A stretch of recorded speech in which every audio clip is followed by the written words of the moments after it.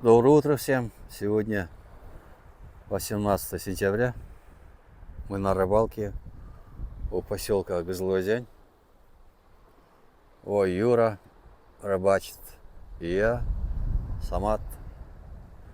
Пока результата нет. А хотя одну середку мы вытащили. Первая рыбка.